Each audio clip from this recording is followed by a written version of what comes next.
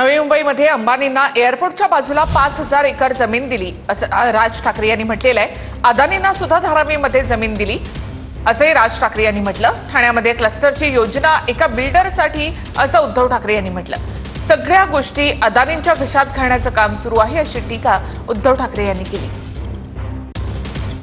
हे काय जमिनी घेतात हे बघा, जमीन जाणं म्हणजे तुमचं अस्तित्व जाणं आहे। नवी मुंबईला काहीतरी, नवी मुंबई नाही, तुमच्या एअरपोर्टच्या जवळ आता अंबानीला काहीतरी 5,000 एकर जमीन दिली आहे।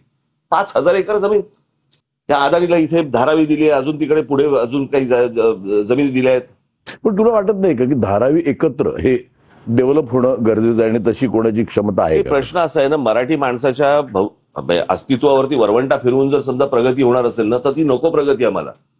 आपल्याला भांडणात गुंतवून ठेवून ह्यांचे काय चाळे चालले ते बघा। आता ही मुंबई आहे, मुंबईमध्ये ओरबाडायचं काम चालूच आहे। आता ठाण्यामध्ये क्लस्टरची एक योजना आणतात, क्लस्टर करा, जरूर करा, पण ते एका बिल्डरसाठी करतायत।